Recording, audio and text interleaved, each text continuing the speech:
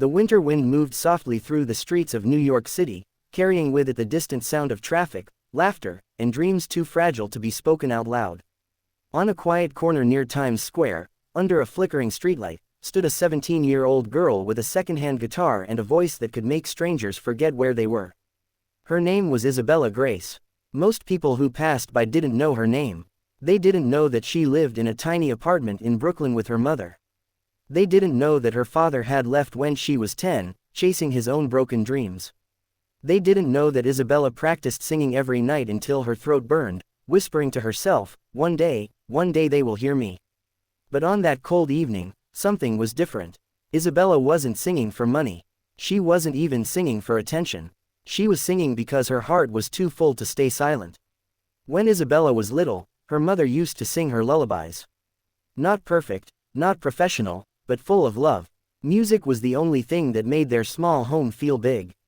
It filled the cracks in the walls and softened the silence when bills piled up on the kitchen table. At school, Isabella was quiet.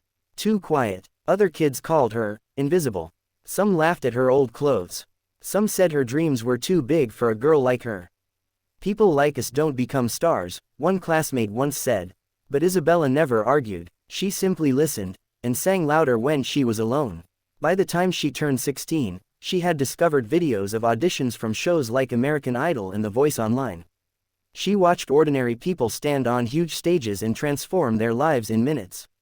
She would sit inches from the screen, eyes shining. If they can do it, maybe I can too.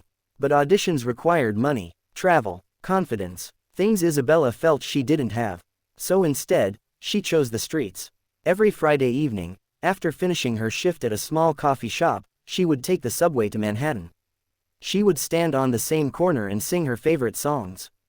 One of them was, 1,000 Years, by Christina Perri. The first time she sang it in public, her hands trembled so badly she almost dropped her guitar. Only 3 people stopped to listen. But she kept going. Week after week, more people paused. Some recorded short clips. Some dropped a few dollars into her guitar case. A few even cried. And Isabella realized something powerful. Her voice could make people feel. One snowy night, as she began singing an original song she had written called Broken But Breathing, the street was quieter than usual. Snowflakes landed gently on her hair and guitar strings. Halfway through the song, her voice cracked, not from fear, but from emotion. The lyrics spoke about being underestimated, about growing up without a father, about watching her mother struggle and promising herself she would change their lives. She didn't notice the man standing across the street, listening carefully. His name was Daniel Harper. He was a small-time music producer who had once worked with artists connected to Columbia Records, but after a few failures, he had stepped away from the spotlight. That night, he wasn't looking for talent. But talent found him. When Isabella finished singing, there was silence. Then applause. Real applause. Daniel walked toward her slowly.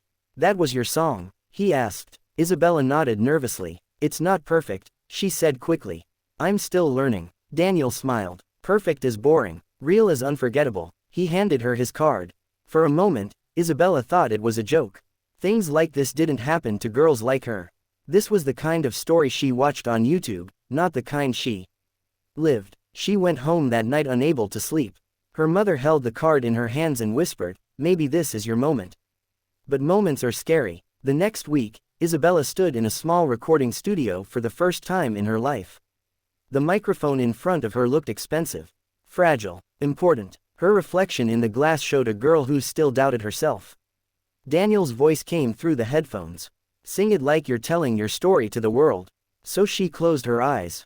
And she sang. Not softly, not carefully, but honestly. The recording of Broken But Breathing was uploaded to social media 2 weeks later. At first, only a few hundred views. Then a few thousand. Then something unexpected happened. A popular influencer shared it. Within days, the video crossed 1 million views.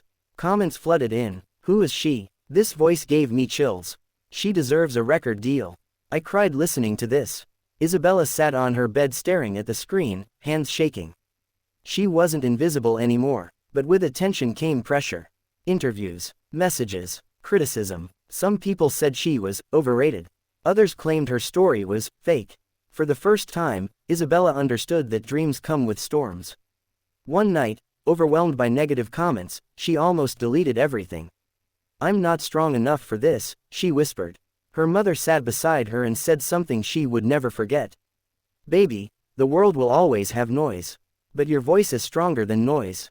So Isabella chose courage. She began posting more covers, songs by Adele and Billie Eilish, adding her own emotional twist. Each video gained millions of views. Then came the email, an official invitation to audition for America's Got Talent. Isabella stared at the screen, heart pounding. This was it, the stage she had imagined for years. The night of the audition, backstage lights felt blinding. Contestants practiced nervously. Some warmed up their voices. Others prayed. When her name was called, Isabella walked onto the stage trying not to let her legs shake. The judges smiled politely. "What will you be singing tonight?" One asked. "An original song," she replied. The audience murmured. Original songs were risky. She took a deep breath. And began. The first note floated through the theater like a fragile promise. By the second verse, the room was silent. By the chorus, tears shimmered in the eyes of strangers. She wasn't just singing. She was telling her story. When the final note ended, there was a moment of stillness. Then the entire audience stood up.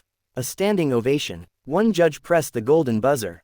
Gold confetti rained down as Isabella covered her mouth in disbelief. Back home, her mother cried in front of the television. The performance went viral worldwide. News outlets called her the girl with the healing voice. Music blogs compared her emotional style to Adele's early days. Streaming platforms requested her songs. Within a year, Isabella signed a record deal. Her first album debuted in the top 10. She performed on stages she had only seen on screens before. She traveled across the country. She sent money home. She moved her mother into a better apartment. But success didn't change her heart.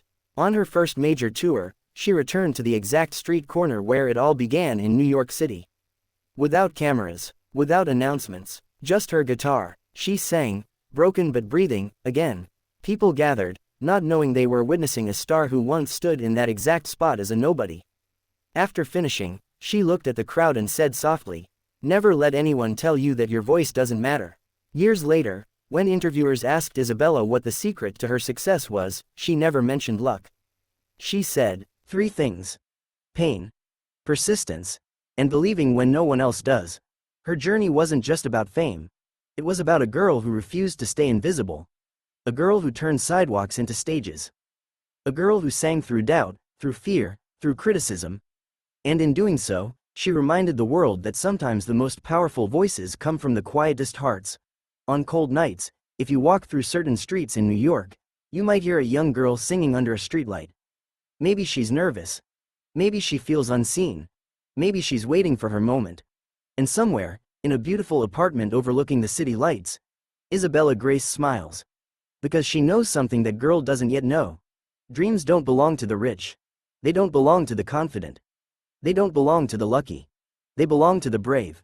And sometimes, all it takes is one song.